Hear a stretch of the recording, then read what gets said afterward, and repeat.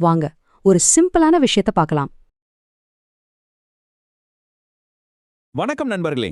வரப்போற திங்கட்கிழமை Nifty 50ல trade பண்ண ஒரு பக்காவான சிம்பிளான பிளான் வேணுமா? அப்போ நீங்க சரியான இடத்துக்கு தான் வந்திருக்கீங்க. ஆராவோட அனாலிசிஸ் அடிப்படையில ரொம்ப எளிமையான, உடனே பயன்படுத்தக்கூடிய ஒரு திட்டத்தை தான் நாம இப்ப பார்க்க போறோம். வாங்க நேரத்தை வீணாக்காம உள்ள போலாம். முதல்ல இந்த வார்த்தைகளை கவனிங்க. இதுதான் இந்த முழு அனாலிசிஸோட அடிப்படையே. எந்த ஒரு ட்ரேடிங் பிளானையும் ஒரு 13 வயசு பையனுக்கு கூட புரியற மாதிரி சிம்பிளா சொல்லணும். இந்த எளிமை தான் இந்த திட்டத்தோட மிகப்பெரிய பலன். ஏன்னா ட்ரேடிங்ல குழப்பத்துக்கு இடமே இல்ல.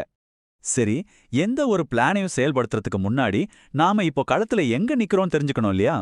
அதனால முதல்ல மார்க்கெட்டோட தற்போதைய நிலவரம் என்னன்னு ஒரு பார்வை பார்த்துடலாம். இப்போதைக்கு மார்க்கெட் ஒரு முக்கியமான கட்டத்துல இருக்கு. இதை நாம ஒரு டிராப் ஜோன் அப்படின்னு சொல்லலாம். அதாவது இது ஒரு பொறி வைக்கப்பட்ட பகுதி. இங்க நாம ரொம்பவும் ஜாக்கிரதையா இருக்கணும். ஏன்னா மார்க்கெட் இங்க இருந்து எந்த பக்கம் வேணாலும் போகலாம், இல்லனா நம்மளை ஏமாத்தி சிக்கவும் வைக்கலாம். இந்த டிராப் ஜோனோட தெளிவான எல்லைகள் இதோ பாருங்க. மார்க்கெட் இப்போ 25,460ல இருக்கு. இதுக்கு மேல 25,674 ஒரு பெரிய தடமாறி இருக்கு. கீழே 25,400 ஒரு சப்போர்ட் மாதிரி இருக்கு. இந்த ரெண்டு நம்பருக்குள்ள மார்க்கெட் சுத்திட்டு இருக்கிற வரைக்கும் நம்ம வேலை ஒண்ணுதான், வெயிட் பண்ணணும். அவசரப்பட்டு எந்த ட்ரேடும் எடுக்கக்கூடாது.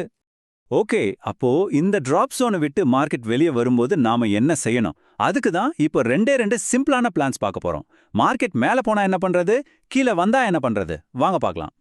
நம்மளோட முதல் பிளான் பேரு ராக்கெட் மூவ். ஒருவேளை மார்க்கெட் 25,674ங்கிற அந்த மேல இருக்கிற தடையை உடைச்சிட்டு ராக்கெட் மாதிரி மேல போச்சுன்னா நாம உடனே கால் ஆப்ஷன், அதாவது சிஇ வாங்கலாம். இதுதான் நம்மளோட என்ட்ரி. நம்மளோட சேஃப்டிக்காக ஸ்டாப் லாஸை 25,586ல வச்சுக்கணும். நம்மளோட லாபத்துக்கான டார்கெட்ஸ், முதல் டார்கெட் 25,793, ரெண்டாவது 25,901, ஒருவேளை ஜாக்பாட் அடிச்சா 26,146 வரைக்கும் போகலாம். அடுத்து பிளான் நம்பர் 2, ஸ்லைட் மூவ். இது மார்க்கெட் கீழே சரிஞ்சா என்ன பண்ணுங்கிறதுக்கான பிளான். மார்க்கெட் 25,400ங்கிற அந்த சப்போர்ட்டை உடைச்சிட்டு கீழே போச்சுன்னா நாம புட் ஆப்ஷன், அதாவது பிஇ வாங்கணும். நம்மளோட ஸ்டாப் லாஸ் 25,488ல இருக்கணும். கீழே நம்மளோட டார்கெட்ஸ் 25,281, 25,172 மற்றும் கடைசி டார்கெட் 24,928. இப்போ ஒரு முக்கியமான கேள்வி, எல்லா நேரமும் மார்க்கெட் நம்ம சொல்றத கேட்காத இல்லையா? சில சமயம் ஒரு ஃபேக் மூவ் கொடுக்கும்.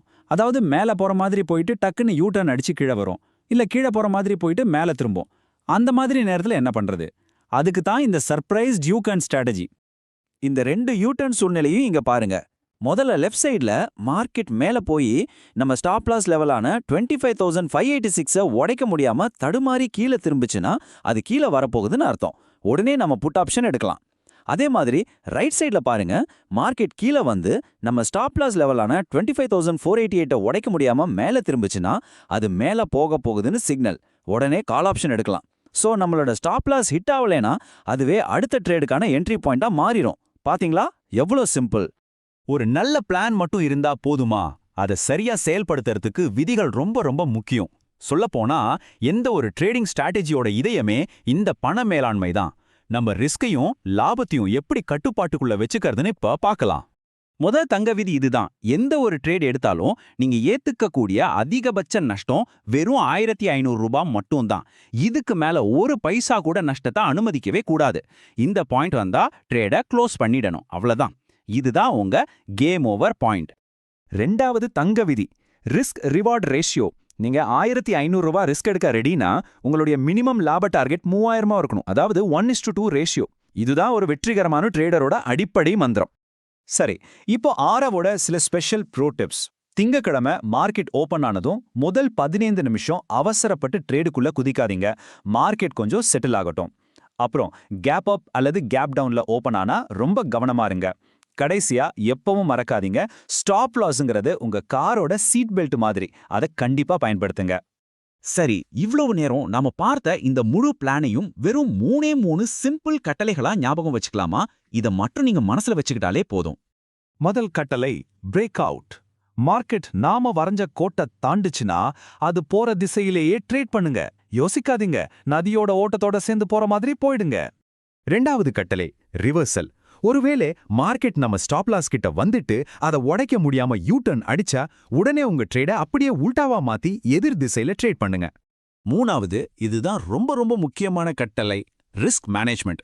ட்ரேடுக்குள்ள நுழையிறதுக்கு முன்னாடியே எங்க என்ட்ரி, எங்க எக்ஸிட், எங்க ஸ்டாப் லாஸ்னு எல்லாத்தையும் முடிவு பண்ணிடுங்க. 1500 நஷ்டம், 3000 லாபம். இந்த கணக்கை மட்டும் எந்த சூழ்நிலையிலையும் மீறாதீங்க. நீங்க ட்ரேடிங்க்கு புதுசா இருந்தா ஒரு நிமிஷம் தயவு செஞ்சு உடனே உங்க பணத்தை போட்டு ரிஸ்க் எடுக்காதீங்க. முதல்ல பேப்பர் ட்ரேடிங் ஆப்ஸை பயன்படுத்தி ரிஸ்க் இல்லாம இந்த ஸ்ட்ராட்டஜியை நல்லா பிராக்டிஸ் பண்ணி பாருங்க. கத்துக்கிட்டதுக்கு அப்புறம் களத்துல இறங்குறது தான் புத்திசாலித்தனம்.